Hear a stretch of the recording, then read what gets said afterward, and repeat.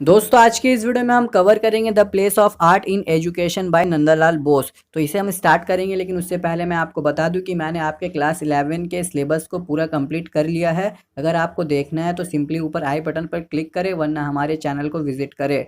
और हाँ, आप हमारे चैनल को सब्सक्राइब कर सकते हो, इससे मैं जब भी आपके सिलेबस से रिलेटेड वीडियोज़ बनाऊँगा तो वो आपके पास पहुँच जाएगा। तो चलिए अब शुरू करते हैं। तो इस चैप्टर के स्टार्टिंग में ऑथर कहते हैं कि art is vehicle for literature, science and philosophy. अगर इंसान अपने नॉलेज को इंक्रीज़ करना चाहता है तो उसे आर्ट एजुकेशन लेना चाहिए। और आर्ट एजुकेशन किसी को सिर्फ रीडिंग और राइटिंग से नहीं मिलता। Means this education in art can not be achieve through reading and writing. अगर हमारे पढ़ाई का मतलब यह है कि हम अपना टोटल डेवलपमेंट चाहते हैं तो हम जितना स्टेटस रीडिंग और राइटिंग को देते हैं उतने ही हमें स्टेटस देना चाहिए ट्रेनिंग एंड डेवलपमेंट को।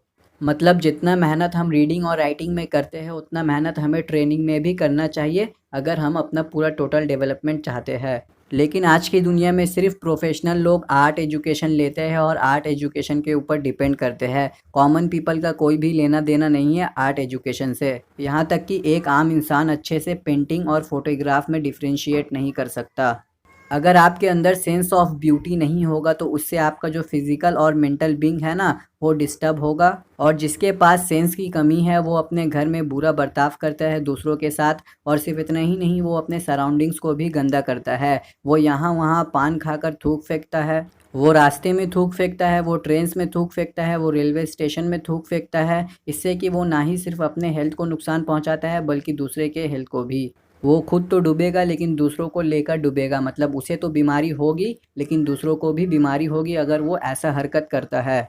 जो लोग गरीब होते हैं वो अपने झोपड़ी को सजा कर रखते हैं, यानी कि वो अपने झोपड़ी में या अपने घर में सभी चीज़ों को अच्छे से रखते हैं। और जो कॉलेज स्टूडेंट्स होते हैं यानी कि अमीर बाप के बेटे, वो अपने कॉलेज के हॉस्टल रूम में अपने कपड़े को फैला कर रखते हैं, यहाँ वहाँ फेंक देते हैं। यहाँ पर गरीब को तो सेंस ऑफ ब्यूटी है, लेकिन ये जो अमीर लड़का है इसे सेंस ऑफ ब्यूटी नहीं है। तो इस अमीर लड़के को सिर्फ एजुकेशन मिला है, इसे आर्ट ऑफ एजुकेशन नहीं मिला है। अगर इसे आर्ट ऑफ एजुकेशन मिलता तो ये अपने सभी सामानों को अच्छे से रखता, जैसे कि ये गरीब इंसान अपने झोपड़ी में रखता है। आगे कहा गया है कि आर्ट्स दो टाइप्स के हैं। कितने टाइप्स के? दो टाइप्स के। एक फाइन आर्ट और दूसरा फंक्शनल आर्ट। फाइन आर्ट हमारे दिमाग को झगड़े झमेले से दूर रखता है और फंक्शनल आर्ट हमें ऑब्जेक्ट्स की यानी कि चीज़ों की ब्यूटी को बताता है। आज हमारे कंट्री में हमें आर्ट्स नहीं मिलता, लेकिन अगर आप फॉरेन कंट्री में देखें तो वहाँ पर बहुत आर्ट्स है। मतलब कि वहाँ पर आर्ट्स की एजुकेशन होती है, इसलिए वहाँ के लोग बहुत ही अच्छे से रहते हैं। अब यहाँ चैप्टर में रेमेडी बताया गया है, यानी कि हम कैसे आर्ट एजुकेशन को प्राप्त कर सकते हैं वो यहाँ बताया गया है। तो इसकी रेमेडी ये है कि सभी स्कूल और सभी यूनिवर्सिटी में आर्ट के लिए एक प्लेस होना चाहिए, यानी कि बाकी सब्जेक्ट्स के साथ बच्चों को आर्ट भी सिखाना चाहिए।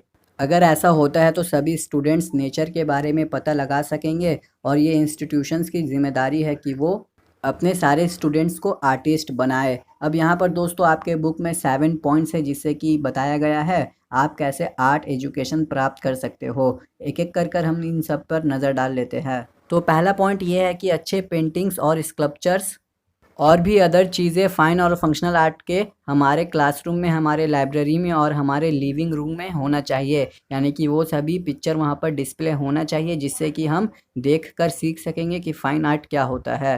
दूसरा पॉइंट यह है कि we should get well qualified people to write books on arts. हमें अपने कंट्री में बहुत सारे ऐसे अच्छे अच्छे क्वालिफाइड लोग चाहिए जो कि आर्ट्स के ऊपर अच्छे अच्छे बुक लिख सके। तीसरा पॉइंट ये है कि स्टूडेंट्स को फ़िल्म के ज़रिए से इंट्रोड्यूस करना चाहिए, यानी कि स्टूडेंट्स को फ़िल्म के ज़रिए से बताना चाहिए कि आर्ट्स क्या होता है। अगर स्टूडेंट्स फ़िल्म को देखकर आर्ट्स की एजुकेशन लेंगे तो उनके लिए ये सीखना बहुत ही ईजी हो जाएगा। चौथा पॉइंट है स्टूडेंट्स को क्वालिफाइड टीचर्स चाहिए जो कि इन्हें आर्ट्स अच्छे से पढ़ा सके।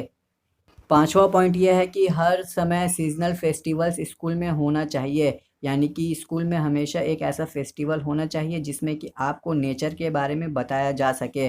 अगर आप नेचर के बारे में जानोगे तो आपको आर्ट्स के बारे में भी पता चल जाएगा। सिक्स्थ पॉइंट है हमें खेत जाना चाहिए और वहाँ पर हमें अपने आँखों से राइस फील्ड्स, लोटस पॉन्ड्स जो कि ऑटम में होते हैं उन्हें देखना चाहिए, और carnival of palace and सीमूल flower भी देखना चाहिए जो कि स्प्रिंग में होते हैं। लास्ट पॉइंट है हमारे स्कूल में या हमारे यूनिवर्सिटी में हर साल एक ना एक बार एक ऐसा फेस्टिवल होना चाहिए जिसमें म्यूज़िक हो, डांस हो और प्रोसेशंस हो।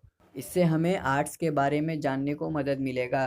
तो दोस्तों यहीं पर ये वीडियो एंड होता है। मुझे उम्मीद है कि आपको ये चैप्टर समझ में आ गया होगा, और अच्छे से जानने के लिए दोस्तों आप एक बार ज़रूर बुक को रिवाइज़ कर ले, तो उससे आपको और अच्छे से क्लियर हो जाएगा। और हाँ दोस्तों, मेरा एक और चैनल है जिसका लिंक आपको डिस्क्रिप्शन बॉक्स में मिल जाएगा, तो आप जाए और उसे भी सब्सक्राइब कर ले।